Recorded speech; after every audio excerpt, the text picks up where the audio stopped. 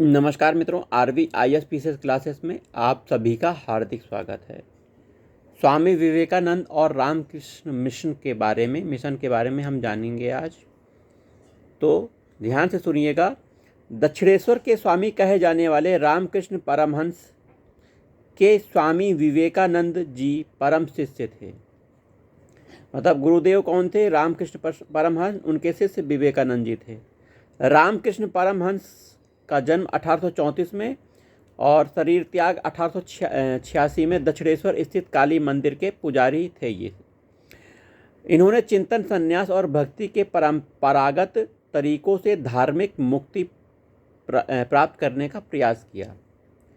भारतीय सभ्यता संस्कृति में पूर्ण निष्ठा रखने वाले रामकृष्ण सभी धर्मों को सत्य मानते थे। वे मूर्ति पूजा में विश्वास करने के साथ साथ उसे शाश्वत सर्वशक्तिमान ईश्वर को प्राप्त करने का एक साधन भी मानते थे। रामकृष्ण परमहंस ने तांत्रिक, वैष्णव, अद्वैत साधना द्वारा निर्विकल्प समाधि की स्थिति प्राप्त की और परमहंस कहलाए। रामकृष्ण ने अपनी भाव समाधियों में देवी काली, कृष्ण, ईसा मसीह तथा बुद्ध जी के दर्शन भी किए। रामकृष्ण करुणा नहीं बल्कि मानव की सेवा को ही ईश्वर के रूप में मानते थे। 1886 में रामकृष्ण की मृत्यु के उपरांत नरेंद्र नाथ ने अपने गुरु के संदेशों को चारों ओर प्रसारित करने की जिम्मेदारी ली। उन्होंने इस कार्य हेतु अपना जीवन समर्पित करते हुए सांसारिक जीवन से संन्यास ले लिया।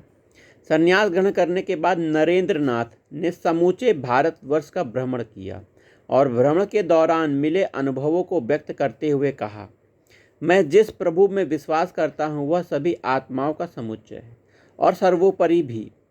मेरा प्रभु पतितों, पीड़ितों और सभी प्रजातियों में निर्बल का रक्षक, उद्धारक है। 1893 की बात है। अमेरिका के शिकागो में आयोजित विश्व धर्म सम्मेलन में स्वामी जी ने भारत का नेतृत्व किया। इस सम्मेलन में जाने से पूर्व ही नरेंद्र नाथ का नाम बदलकर महाराज खेतड़ी के सुझाव पर स्वामी विवेकानंद रख दिया गया। पहले नाम था नरेंद्र नाथ। 11 सितंबर 1893 में शिकागो में धर्म सम्मेलन में बोलते हुए स्वामी जी ने कहा, जिस प्रकार सारी धाराएं अपना जल को सागर में लाकर मिला देती हैं, उसी प्रकार मनुष्य के सारे धर्म ईश्वर की ओर ले जाते हैं। उन्होंने कहा कि पृथ्वी पर हिंदू धर्म के समान कोई धर्म इतना उदात्त रूप से मानव की गरिमा का प्रतिपादन नहीं करता। स्वामी जी के भाषण के बारे में न्यूयॉर्क हेराल्ड में लिखा है कि उनको सुनने के बाद हम यह अनुभव करते हैं कि ऐसे ज्ञान संपन्न देश में अपने धर्म प्रचारक भेजना कितना मूर्खतापूर्ण है। न्यूयॉर्क क्रिटिक में स्वामी जी के भाषण में लिखा गया था कि वे ईश्वरीय शक्ति प्राप्त वक्ता हैं। उनके सत्य वचन की तुलना में उनका सुंदर बुद्धिमत्तापूर्ण चेहरा पीले तथा नारंगी वस्त्रों से लिपटा हुआ कम आकर्षक नहीं। भाषण के बारे में रोमियन रोला ने लिखा, संसार का कोई भी धर्म मनुष्यता की गरिमा को इतने ऊंचे स्वर में सामने नहीं लाता जितना हिंदू धर्म। 1836 में स्वामी जी ने अमेरिका में वेदांत सभाओं की स्थापना की थी। स्वामी विवेकानंद के बारे में बात कर रहे हैं।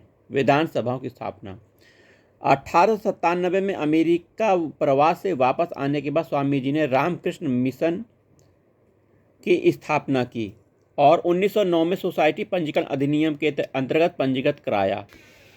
यहाँ पर ये 1836 आपका जो लिखा हुआ यह गलत है, इसे काट दीजिएगा। आइए, रामकृष्ण मिशन का कलकत्ता के वेलूर और अल्मोड़ा के मायावती नामक स्थान पर मुख्यालय खोला गया। वेलूर और अल्मोड़ा के मायावती में मुख्यालय खोला गया। रामकृष्ण मिशन में कार्यरत सन्यासी जन साधारण के कष्टों के निवारण, रोगियों को चिकित्सालय सुविधा उपलब्ध कराना, अनाथों की देखभाल करना आदि माध्यम से सक्रिय समाज सेवा के प्रति समर्पित थे। स्वामी विवेकानंद ने कहा था, मोक्ष संन्यास से नहीं बल्कि मानव मात्र की सेवा से प्राप्त होता है। उनके अनुसार धर्म की चर्चा तब तक नहीं करनी चाहिए जब तक कि देश से गरीबी और दुख का निवारण न हो जाए। स्वामी जी ने अपनी पुस्तक, विवेकानंद जी की पुस्तक मैं समाजवादी हूँ, में भारत के उच्च वर्ग से अपने पद और सुविधाओं का परित्याग करते हुए निम्न वर्ग के साथ मेलजोल करने का आह्वान किया। स्वामी जी ने कहा, कि जब तक देश में लाखों लोग भूखे अज्ञानी हैं, मैं ऐसे प्रत्येक व्यक्ति को देशद्रोही समझूंगा जिन्होंने उनकी मेहनत की कमाई से शिक्षा ग्रहण की पर उनकी परवाह नहीं करते। स्वामी जी ने कहा, मैं ऐसे धर्म और ईश्वर को नहीं मानता जो विधवाओं के आंसू न पोंछ सके या किसी अनाथ को एक टुकड़ा रोटी भी न दे सके। वेद, कुरान, सभी धर्म ग्रंथों को अब कुछ समय के लिए विश्राम करने दें। महिलाओं के बारे में स्वामी विवेकानंद कहते हैं कि 500 समर्पित व्यक्तियों के साथ मुझे इस देश को सुधारने में 50 वर्ष लगेंगे, लेकिन 50 समर्पित स्त्रियों के सहयोग से मैं यह कार्य कुछ वर्षों में संपन्न कर सकता हूँ। धार्मिक अंधविश्वास के बारे में स्वामी जी ने कहा, हमारा धर्म रसोई घर में है, हमारा ईश्वर खाना बनाने के बर्तन में है। हमारा धर्म है, मुझे छुओ मत, मैं पवित्र हूँ। यदि यह शताब्दी तक यह और चलता रहा तो हम सब पागल खाने में होंगे। स्वामी जी के अनुसार हम मानवता को वहाँ ले जाना चाहते हैं जहाँ न वेद है, न कुरान है, न बाइबल। सुभाष चंद्र बोस ने स्वामी विवेकानंद जी के बारे में लिखा, जहाँ तक बंगाल का संबंध है, हम विवेकानंद को आधुनिक राष्ट्रीय आंदोलन का आध्यात्मिक पिता कह सकते हैं। ये सुभाष चंद्र जी का स्टेटमेंट है।